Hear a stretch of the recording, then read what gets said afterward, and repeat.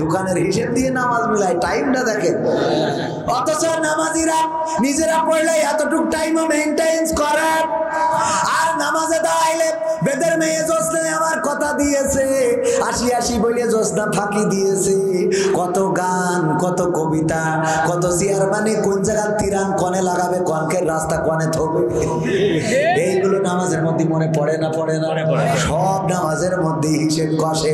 এই জন্যে আমার ইমাম সাহেব একদিন বললো, যদি কিছু হারাই যায় তাইলে সাথে সাথে নামাজে দাঁড়াবা, শয়তান দেখেও তাড়াতাড়ি মনে করিয়ে দিই। এবং আমি খেয়াল করে দেখেছি, কিছু মনে নেই, নামাজ দাঁড়াইলেই মনে পড়ে যায়। এই কথাটা বলতে চাইলাম রে, বিসমিল্লাহির রহমানির রহিম, আলহামদুলিল্লাহ। আল্লাহ এই কথাটা বলা হয়নি, আলহামদুলিল্লাহি রাব্বিল আলামিন আর রহমানির রহিম কেন যে বললাম না, আল্লাহ বলা ভালো ছিল। মালিকি ইয়াউমিদ্দিন ইয়াকা না'বুদু, এই ইমাম সাহেব এত দেরি করছে কেন? ঠিক না বেটে? এই জন্য নামাজে দাঁড়াবেন মনোযোগ নিয়ে, আল্লাহর দিকে রুজু করে দেবেন। মনোযোগ হওয়ার অন্যতম পন্থা হলো, আল্লাহ রাসূল বলেছেন মাথায় রাখবা, আল্লাহ যদি এটা চিন্তা করো তুমি আল্লাহকে দেখছো না, তবে এতটুকু চিন্তা করবা আল্লাহ তোমাকে দেখছে। তুমি আল্লাহকে দেখছো না, ঠিক আছে, কিন্তু আল্লাহ তোমাকে দেখছেন। একজন মন্ত্রীর সামনে, চেয়ারম্যানের সামনে কেউ যদি যায়, প্রধানমন্ত্রী যদি বলে কবির বিন সামাদ তোর সাথে দেখা করব, এক এক করে যদি ডাকে, বলেন দেখি কেমন করে প্রধানমন্ত্রীর সামনে যাব? কেমন করে চিন্তা করেন একটু। আপনার ডাকলেও আপনি যত বড় জামাতের নেতা হন, যদি বলে প্রধানমন্ত্রী যে আমি তোর সাথে আল্লাহ, প্রধানমন্ত্রী আমার সাথে দেখা কর, ঠিক না বেঠে? সবচেয়ে বড় জামাত বলে যে এই কোট গায়ে দিনি, ওই কোট আল্লাহ যেই বলবে। প্রধানমন্ত্রী হয়তো বলতে পারিনি, আমার আব্বা একসময় নৌকা করতো, ওর আব্বা করতো, দাদা করতো, এটা তুলে ধরবে না? ধরবে না? এই বাস্তবতার কথা বলছি। আর কোনো চাচা নাই, আপন বলে আমাদের আর তেমন কেউ নাই, দায় দেয় দিয়ে উপরে যে কিছু আছে। ও আমার ভাইরা, কিন্তু মারা যাওয়ার পরে মোটরসাইকেল নিয়ে টানাটানি আছে না নাই? যদি আপনার বাস অ্যাক্সিডেন্ট করে, সবাই কি উদ্ধার করতে যায় নাকি? না, হাতের ঘড়ি খোবে, তারপরে পকেটের টাকা, মানি ব্যাগ, এইগুলো নেওয়ার চেষ্টা করে। কিন্তু এই মা এবং বাবা গিয়েছে ওইগুলোর জন্য নয়, কারণ টাকা পয়সা থাকলে বেইলি রোডের আগুনে পুড়ে তো ছাই হয়ে গেছে, এখন লাশটা নিয়ে একটু দাফন করতে চায়। ওর মা বাবা বলছে, দেখেন আমাদের মেয়ে নামাজ করে, রোজা করে, আমাদের বাড়িতে গেলে কোনোদিন বুঝি নাই সে হিন্দু হয়েছে।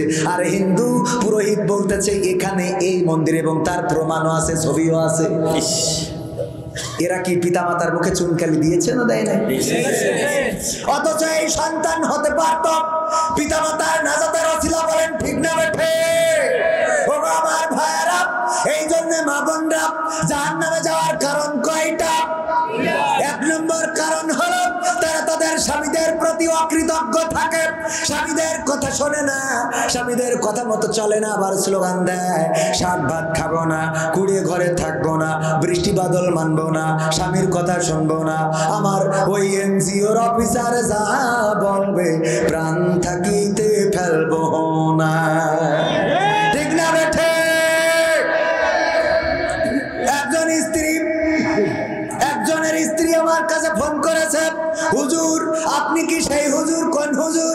ওই যে প্রশ্ন করে উত্তর দেন। বললাম হ্যাঁ। বলল হুজুর আমার স্বামী মারা গেছে আজ 1 সপ্তাহ হলো। আমি বললাম আমার তো কিছু করার নাই, কারণ আমার বউ আছে, 2টা ছেলে 1টা বউ। বলছে না হুজুর তার জন্য বলি না, আমি একটা প্রশ্ন আপনার কাছে করতে চাই। কি প্রশ্ন? হুজুর আমার স্বামী ছিল অসুস্থ, আমি তারপরে বিরক্ত হয়ে যেতাম, রাগ করে প্রায় বলতাম আল্লাহ তোমার মরণ করে না কেন? আজরাইল তোমার চেনে না কেন? তোমার মউত হয় না কেন? তুমি মরো না কেন? কবর তোমার নেই না কেন? এইগুলো বলতাম। এরা বলে না? বলে না?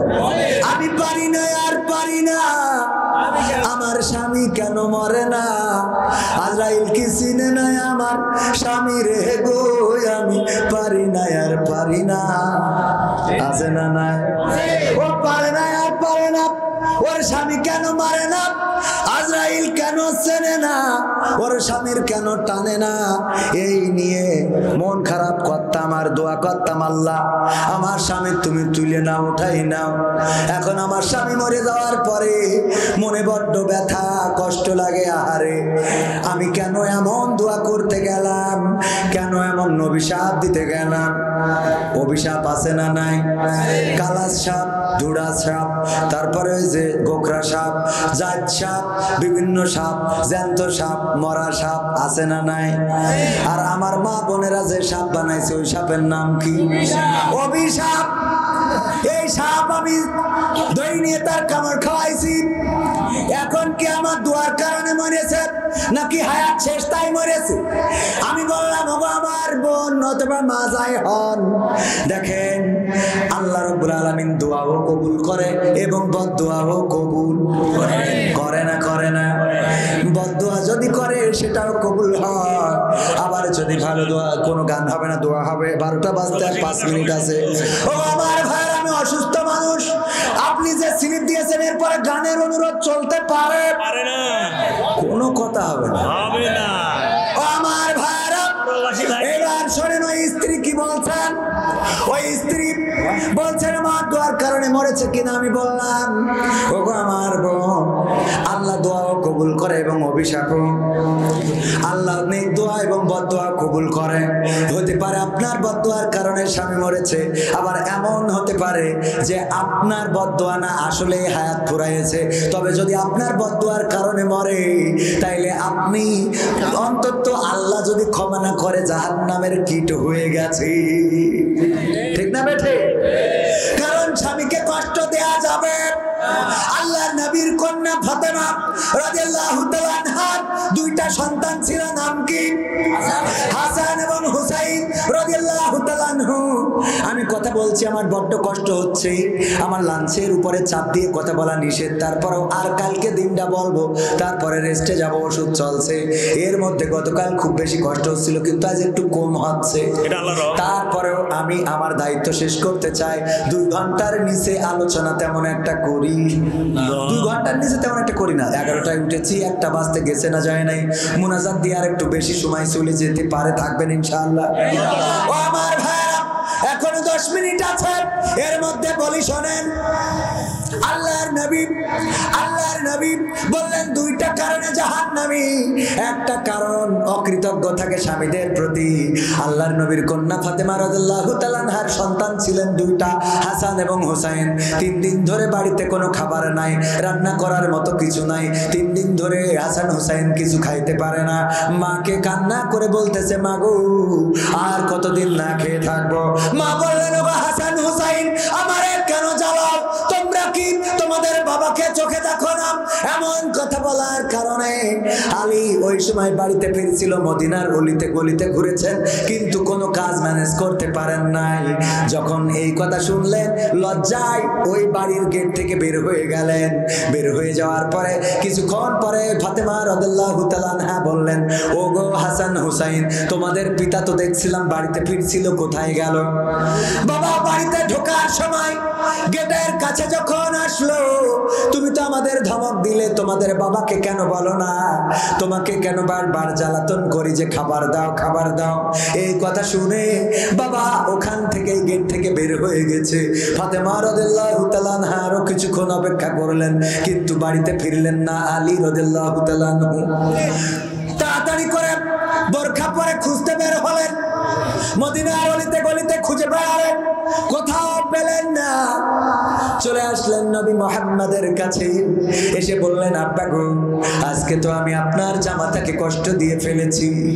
আল্লাহর নবী বললেন, আলীকে কি এমন কষ্ট দিয়েছো ফাতেমা?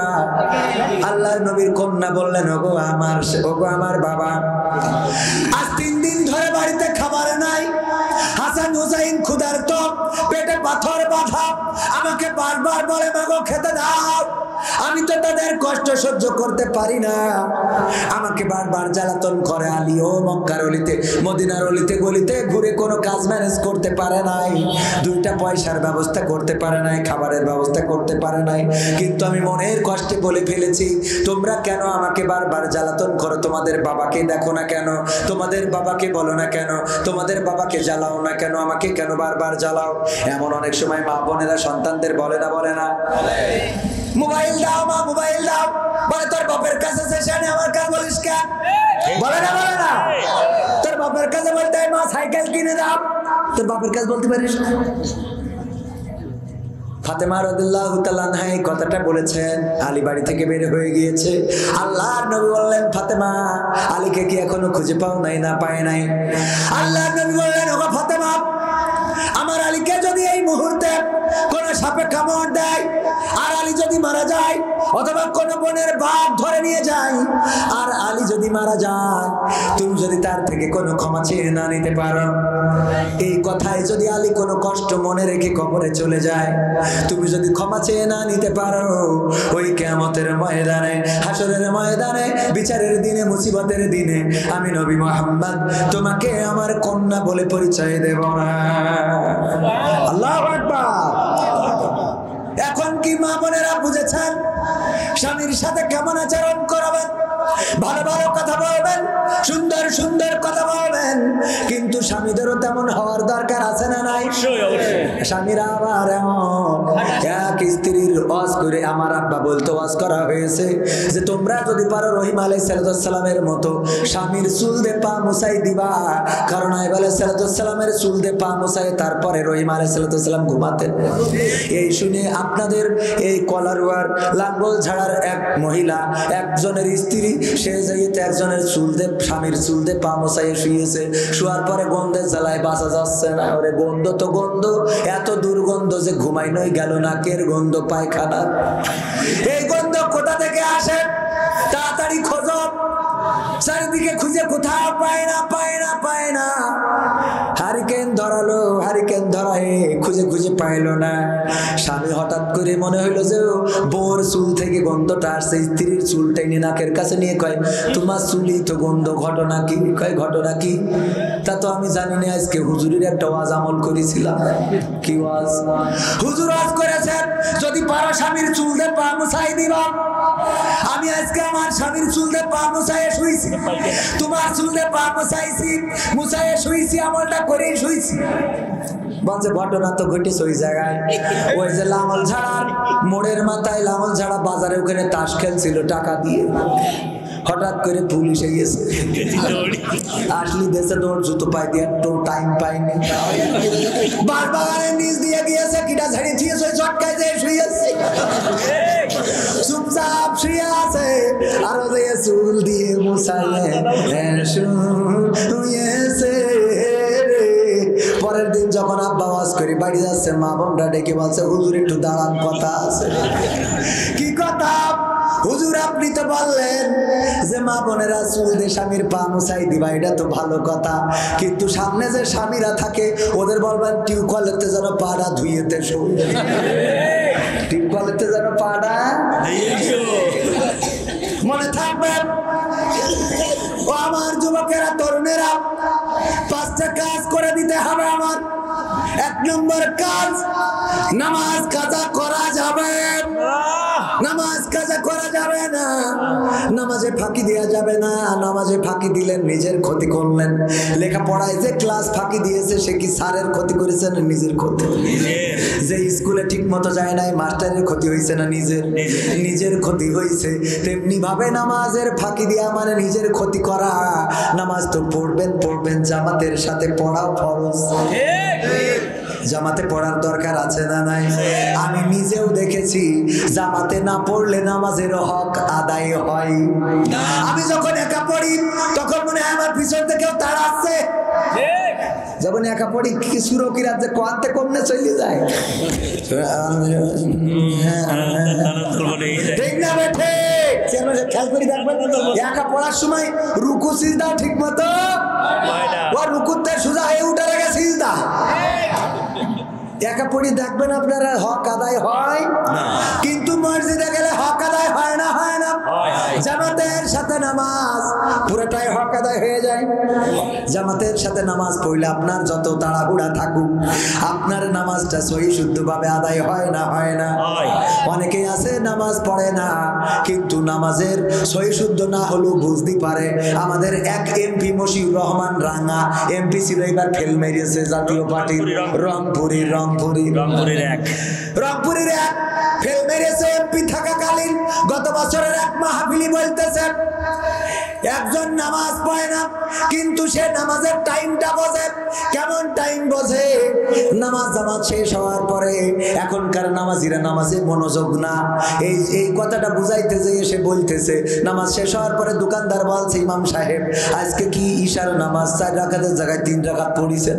বলছে না 4 রাকাত, কেউ তো লুকমা দিলে না। বলছে না আমি নিশ্চিত 3 রাকাত। কয় কি করে? কয় আমার মন বলে শুধু তাই না, আমি নিশ্চিত বিশ্বাস করি। কারণ আমার দোকান আছে 4টা, এই বাজারে আমি 4টা দোকানের হিসেব কিতাব করি।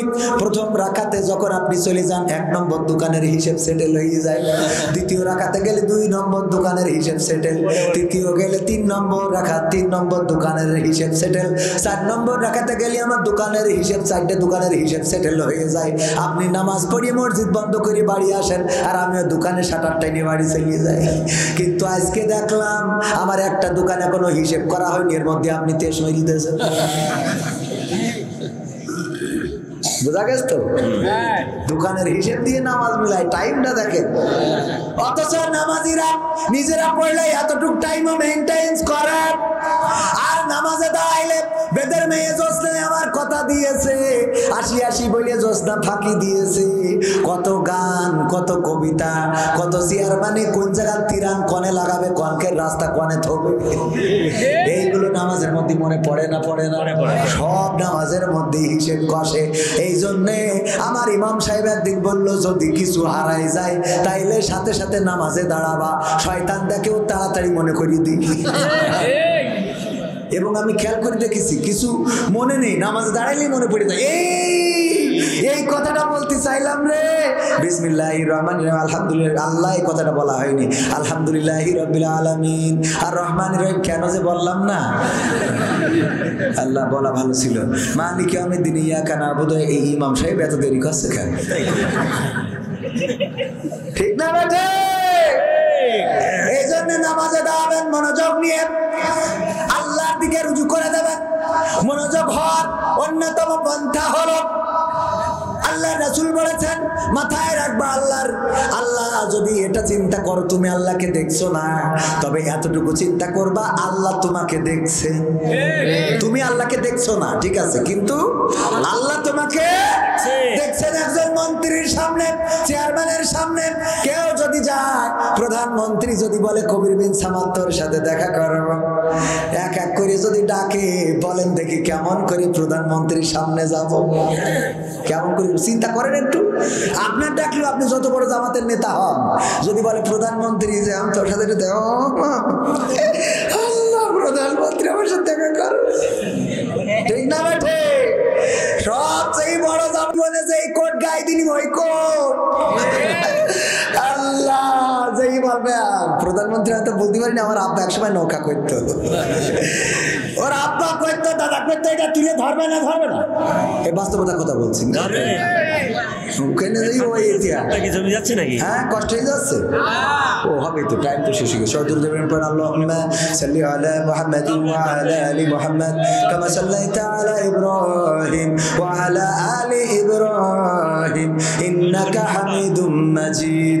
আল্লাহুম্মা বারিক আলা মুহাম্মাদ ওয়া আলা আলি মুহাম্মাদ কামা বারাকতা আলা ইব্রাহিম ওয়া আলা আলি ইব্রাহিম ইন্নাকা হামিদুম মাজিদ। 5টা কাজের মধ্যে 2টা বলেছি, আর 3টা আগামী দিন এসে বলবো।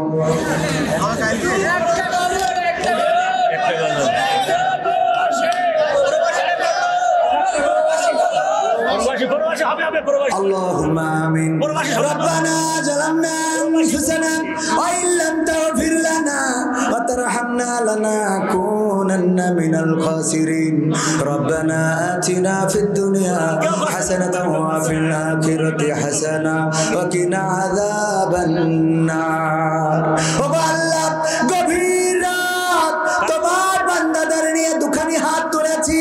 ও আল্লাহ, এতক্ষণ পর্যন্ত তোমার যে বান্দারা হাত তুলেছে, বসে আছে, আল্লাহ তুমি সকলকে তোমার শাহী দরবারে কবুল করে নাও।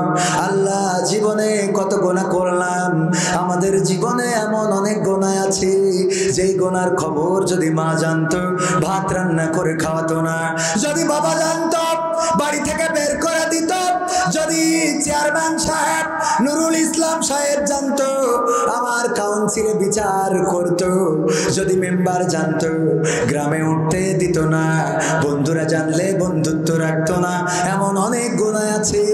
স্ত্রী জানলে সংসার করতো না, আবার নারীদের এমন অনেক গুনাহ আছে যদি স্বামী ওই গুনার খবরটা জেনে যেত তাইলে এমন স্ত্রীর সাথে একটা রাতও কাটাতো না। এমন অনেক গুনাহ আছে পৃথিবীর কেউ জানে না। ও আল্লাহ, তুমি জানো। আল্লাহ, এমন গোপন গুনাহগুলো তোমার কাছে ফরিয়াদ করি গো, তুমি দয়া করে আমাদের গুনাহগুলো ক্ষমা করে দাও। ও আল্লাহ, তোমার কাছে হাত তুললে মনে পড়ে যায় জনম দুঃখিনী মায়ের কথা। মা জননী যাদের নাই নাই রে, শীতের রাতে মা কত কষ্ট করেছেন সন্তানের জন্য। বিছানায় বিছানায় যখন পেশাব করে দিয়েছি, বিছানায় প্রস্রাব করার কারণে কম্বল ভিজে গেছে, লেপ ভিজে গিয়েছে, মা রাগ করে খাট থেকে ছেলে মাটিতে ফেলে দেয় নাই, বরং কম্বলটার শুকনো জায়গাটা টেনে গায়ের উপরে দিয়েছে, বিছানার ভিজে জায়গাটা থেকে সরিয়ে রেখেছি। আবার যখন ভিজিয়েছি, ভিজাতে ভিজাতে যখন আর কোনো শুকনো জায়গা থাকে নাই, মা বুকের উপরে রেখেছে, কিন্তু কোনো ঠান্ডা জায়গায় থাকতে দেয় নাই। এই মা যাদের চিরজনমের মতো বিদায় নিয়ে চলে গেল, আল্লাহ মায়ের কবরকে জান্নাতের বাগান বানায়া দাও। ও আল্লাহ, যাদের বাবা নাই, বাবা কত কষ্ট করে মাথার ঘাম পায়ে ফেলে, প্রবাসে দেখেছি কত বাবারা ছেঁড়া জামা, ছেঁড়া জুতো, ছেঁড়া পোশাক, ছেঁড়া প্যান্ট, ছেঁড়া টুপি, ছেঁড়া ময়লা পোশাক পরে ঈদের নামাজেও শরীক হয়ে যায়। নতুন জামা কিছু কেনে না, অথচ পরিবারের জন্য নতুন জামা জুতার ব্যবস্থা করে। আমাদের কাছে দোয়া চাই, হুজুর আমার একটা কলিজার টুকরা সন্তান আছে দেশে, সকাল থেকে সন্ধ্যা পর্যন্ত কর্ম করি, যখন বাড়িতে যেয়ে কলিজার টুকরা সন্তানের সাথে কথা বলি তখন কলিজাটা ঠান্ডা হয়ে যায়, সারা দিনের সমস্ত কষ্টগুলো দূরীভূত হয়ে যায়।